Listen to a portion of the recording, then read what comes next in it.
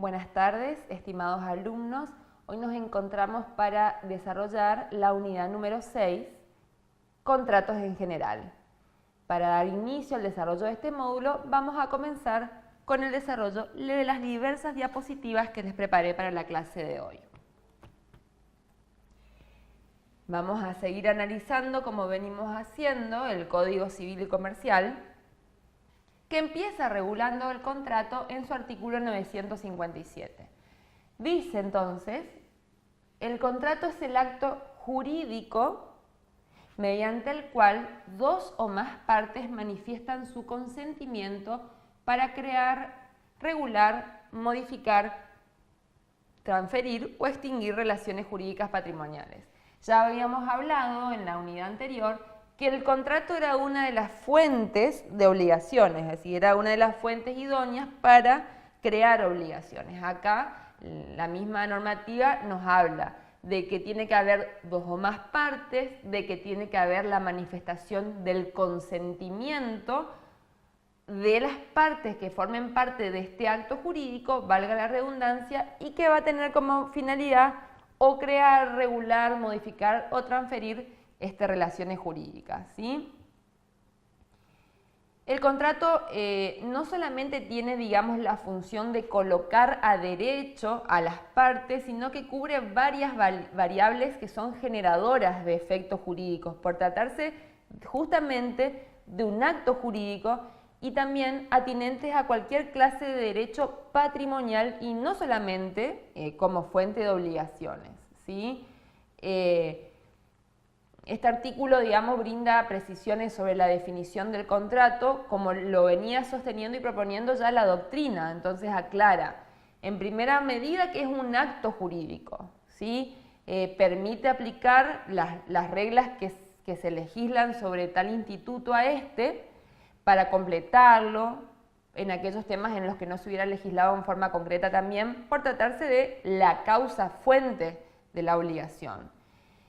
También habla del consentimiento, es muy importante, el presupuesto relevante, digamos, para arribar a la constitución del contrato, y no solamente una declaración de voluntades, tiene que haber una manifestación del consentimiento de las partes, porque una simple manifestación no necesariamente implica la intención de alcanzar esta figura jurídica, ¿sí?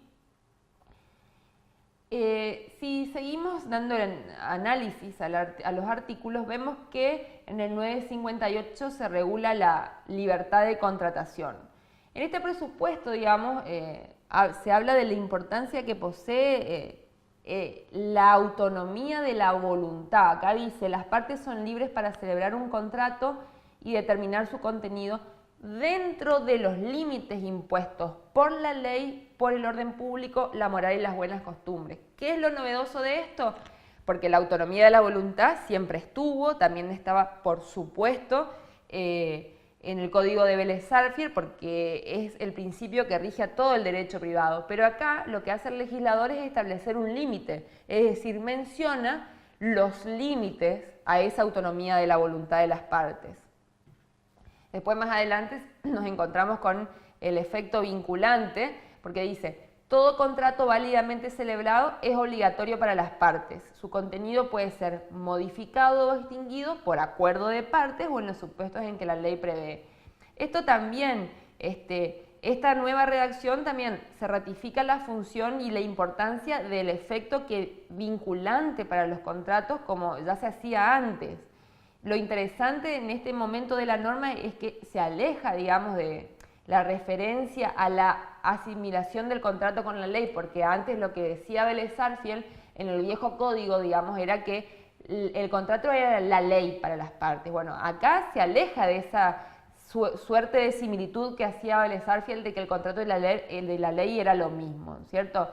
Acá permite, digamos, que la ley, lejos de asimilarse al contrato, pueda servir como de restricción y diferencia la jerarquía. Una cosa es el contrato de cumplimiento obligatorio para las partes y otra cosa es la ley, ¿sí?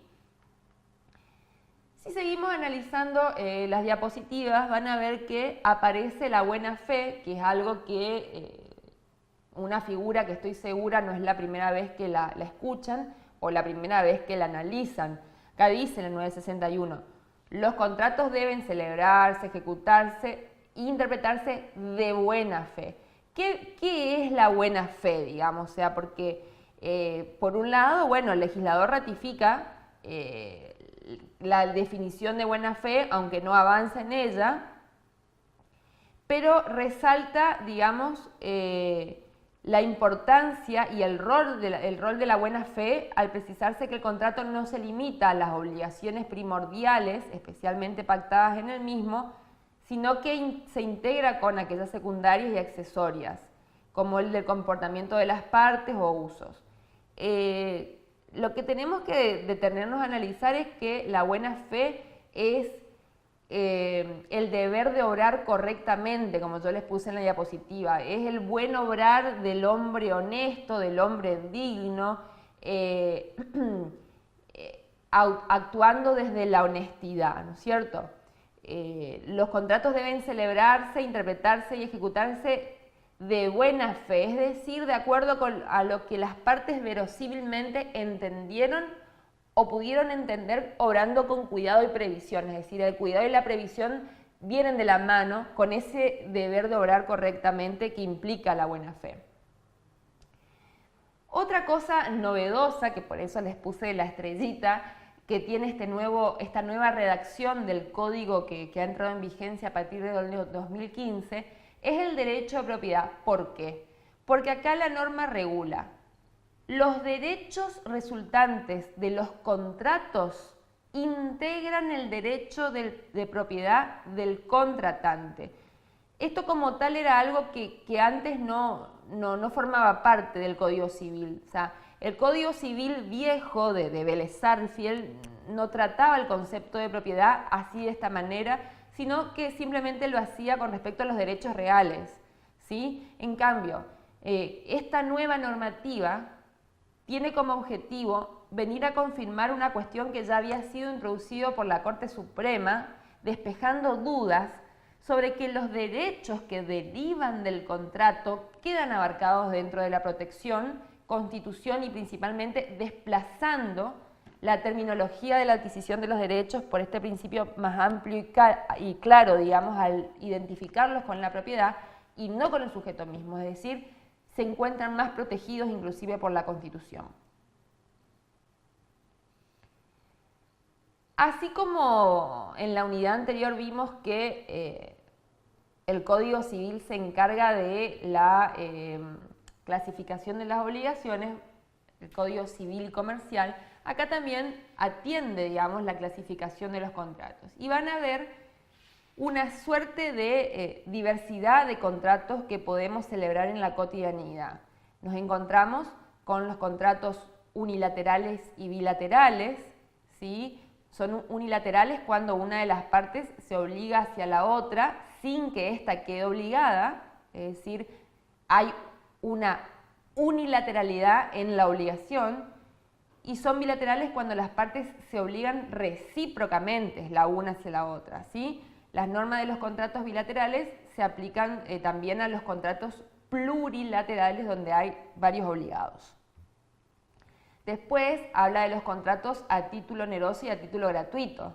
Acá también, ya sabemos que los a título oneroso tienen que ver con una prestación pecuniaria o valuada económicamente, y a título gratuito es cuando no carece de onerosidad, ¿sí? Son onerosos cuando las ventajas que procura una de las partes le son concedidas por una prestación que ella ha hecho o se obliga a hacer a la otra. O sea, hay una contraprestación. Y son a título gratuito cuando aseguran a uno o a otro de los contratantes alguna ventaja independiente de toda prestación a su cargo. Después fíjense que aparecen los contratos conmutativos o aleatorios,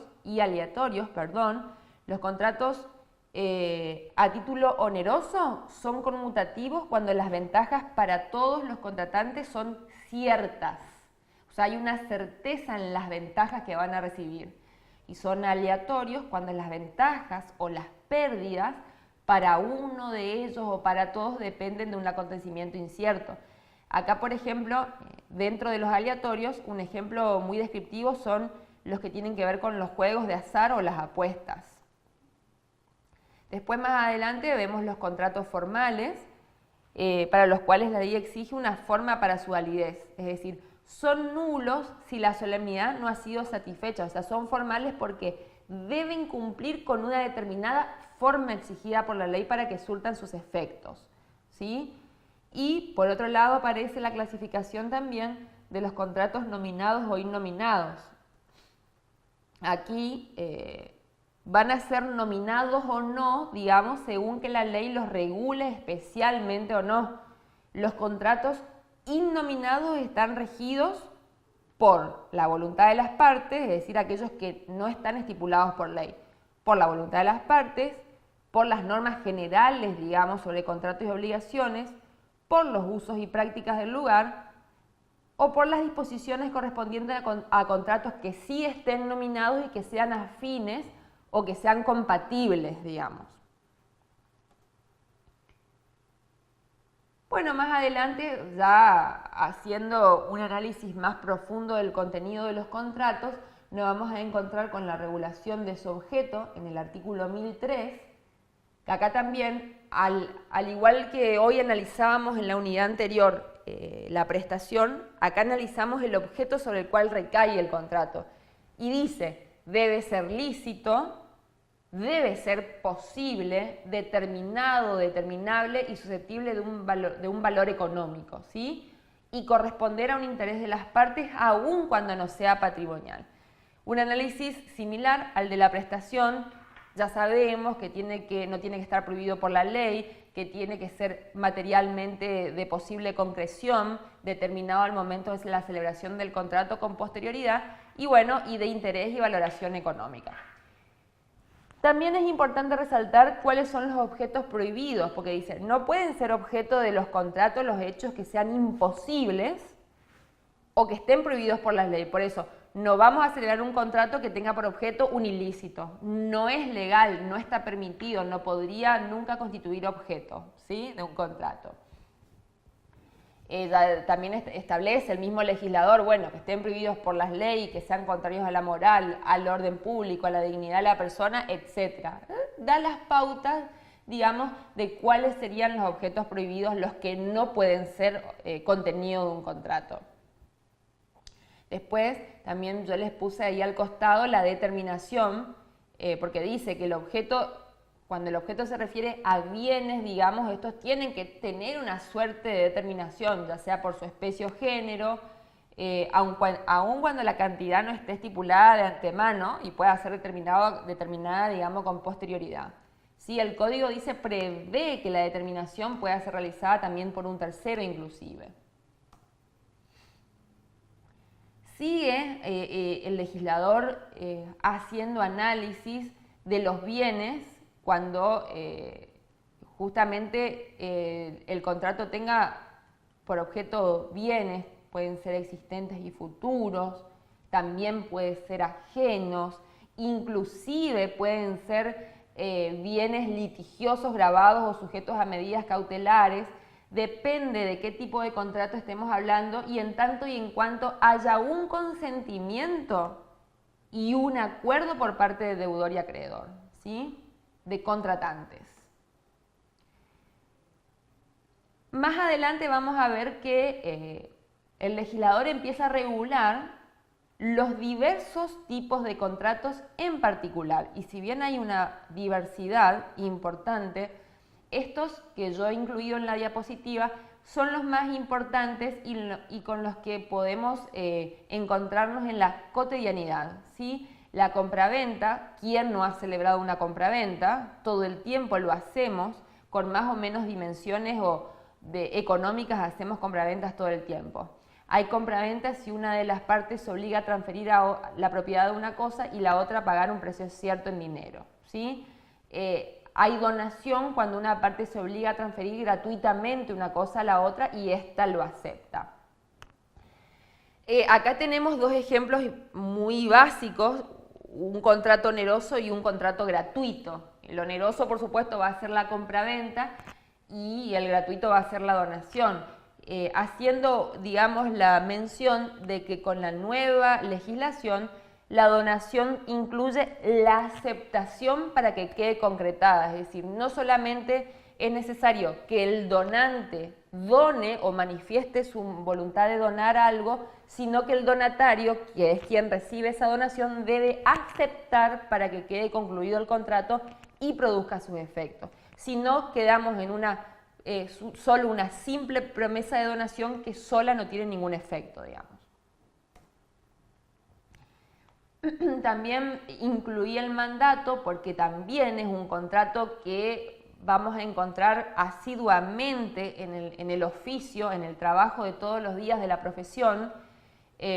Acá, por supuesto, el código analiza la definición legal, pero es importante que ustedes puedan reconocer un mandato cuando lo ven, porque aparte el mandato puede ser con o sin representación. Es importante el análisis de este artículo.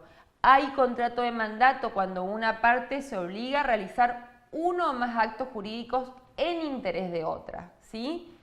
Ese mandato puede ser conferido y aceptado expreso tácitamente por el mandante, que es el que otorga esa facultad. Si una persona sabe que alguien está haciendo algo en su interés y no lo impide, pudiendo hacerlo, la ley entiende que ha conferido tácitamente el mandato, ¿sí? La ejecución del mandato implica su aceptación, aún sin mediar una declaración expresa. Esa es la figura del mandato como tal. Ahora, ese mandato, donde una parte hace cosas en interés de otra, puede ser otorgado con representación. Si el mandante confiere a su vez un poder para ser representado, le son aplicables las disposiciones del artículo 362 y siguientes. ¿Por qué? Porque aquí ya va a haber una representación voluntaria, que es lo que nosotros vemos cotidianamente cuando vemos que alguien viene como apoderado de otra persona. Viene un abogado, por ejemplo, y dice, bueno, yo soy apoderado de fulana de tal.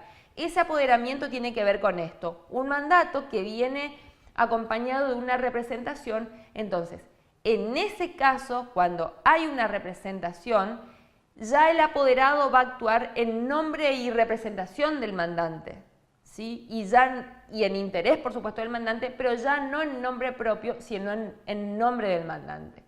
Entonces, es importante que entendamos que el mandato puede tener representación como no. Por eso el 1321 regula el mandato sin representación. Dice, si el mandante no otorga poder de representación, el mandatario actúa en nombre propio, pero en interés del mandante, quien no queda obligado directamente respecto del tercero ni respecto al mandante. El mandante puede subrogarse en las acciones que tiene el mandatario contra el tercero, e igualmente el tercero en las acciones que pueda ejercer el mandatario contra el mandante. Acá lo que vale la pena determinar y clarificar es que cuando no hay representación, el mandatario actúa en nombre propio, pero cuando hay representación, hay un acto de apoderamiento, actúa directamente en nombre del mandante. Así damos por finalizada esta unidad número 6, ¿sí?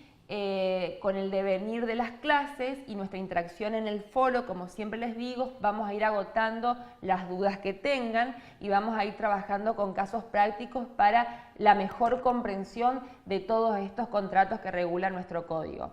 Espero que haya sido de su agrado esta clase y que hayan sabido interpretar y comprender lo que les transmitimos desde acá. Cuentan con nosotros para cualquier consulta. Que tengan buenas tardes.